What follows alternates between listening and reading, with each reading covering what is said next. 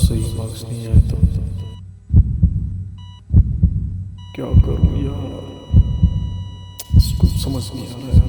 So hi everyone, welcome back to my YouTube channel. Myself Dr. Chelsea. NEET का paper बहुत ज्यादा out of trend आया, उसकी वजह से हर स्टूडेंट अभी यही सोच के परेशान है कि कट ऑफ क्या जाएगी, सिलेक्शन होगा नहीं होगा, गवर्नमेंट मेडिकल कॉलेज मिलेगा नहीं मिलेगा। तो अब तक स्टूडेंट्स का जो रिएक्शन आया, स्टूडेंट्स का जो एक्सपेक्टेड स्कोर है, पूरा पेपर एनालिसिस होने के बाद जो एक्सपेक्टेड कट ऑफ आई है, आज की वीडियो में मैं आपको वही डिटेल में बताने वाली हूँ। So let's start with the video. अब सब लोग यही सोच के परेशान है कि पेपर डिफिकल्ट आया, डिफिकल्ट नहीं आना चाहिए था। देखो, पेपर डिफिकल्ट आना भी एक अच्छी बात है। अगर पेपर डिफिकल्ट होगा तो एक हेल्दी कंपटीशन हमें देखने मिलेगा। पिछले कुछ सालों से नीट का पेपर बहुत इजी आ रहा था। इस साल एनटीए ने वो ट्रेंड फॉलो नहीं किया। सब लोगों को यही लग रहा था कि जैसे हर साल पेपर आता है, इस साल भी वैसे ही पेपर आएगा। तो अब प्रॉब्लम यही है कि एनटीए ने जो ट्रेंड से हटके पेपर बनाया, पेपर का जो डिफिकल्टी लेवल आया वो काफी शॉकिंग था और स्टूडेंट इसी चीज को लेके सबसे ज्यादा परेशान है। क्योंकि हम जिस एक्सपेक्टेशन के साथ एग्जाम देने गए थे, एग्जाम हॉल में जाके सिचुएशन ही एकदम पलट गई।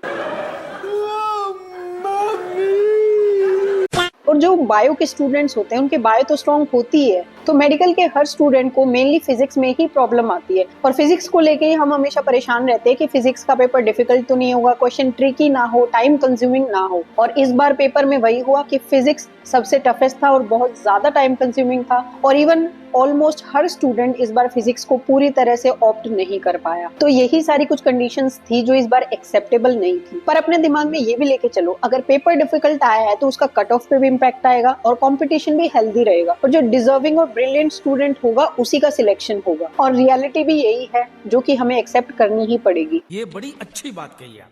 अब हमारी जो कट ऑफ है वो दो चीजों पे डिपेंड करती है। पहला है हमारा पेपर का डिफिकल्टी लेवल और दूसरा है नंबर ऑफ सीट्स। तो अगर पेपर डिफिकल्ट होगा तो ऑब्वियसली कट ऑफ कम जाएगी। और पिछले कुछ सालों से यही तो होता आ रहा था कि पेपर इतना इजी आ रहा था कि बहुत सारे स्टूडेंट 720 में से 720 ही स्कोर कर रहे थे। और लास्ट ईयर का तो सिनेरियो आपको पता ही है कि 720 नंबर पे कम से कम भी 20-25 स्टूडेंट थे। तो पेपर का अगर स्टैंडर्ड इंक्रीज होता है तो ऑब्वियसली लास्ट ईयर जैसे हमने कियोस देखे रिजल्ट में, वैसे आगे देखने नहीं मिलेंगे। और अब नंबर ऑफ सीट्स पे बात कर लेते हैं। हर साल मेडिकल में 1000-1500 सीट्स बढ़ाई जाती है। तो इस साल भी अगर सीट्स इंक्रीज की जाएगी तो डेफिनेटली कट ऑफ भी डिक्रीज होगी। तो इन सभी बातों से हम यही कंक्लूड कर सकते हैं कि इस साल की कट ऑफ जो है वो कम रहने वाली है और काफी मेजर डिक्लाइन हमें देखने मिलेगा। और आपका स्कोर चाहे कितना भी हो, एट लास्ट आपकी रैंक मैटर करती है। और अब हम इस साल की एक्सपेक्टेड कट ऑफ भी जान लेते हैं। पेपर का जो एनालिसिस हुआ, स्टूडेंट्स का जो एक्सपेक्टेड स्कोर है, उन सबको एनालाइज करके क्या कट ऑफ निकल के आ रही है वो बताती हूँ। सबसे पहले तो जो हमारी जनरल कैटेगरी के स्टूडेंट्स हैं उनकी एक्सपेक्टेड कट ऑफ है 550 +-10। ईडब्ल्यूएस कैटेगरी की एक्सपेक्टेड कट ऑफ है 540 +-10। उसके बाद ओबीसी की एक्सपेक्टेड कट ऑफ है 530 +-10। उसके बाद हमारी एससी कैटेगरी की एक्सपेक्टेड कट ऑफ है 450 +-10 और एसटी कैटेगरी की एक्सपेक्टेड कट ऑफ है 440 +-10।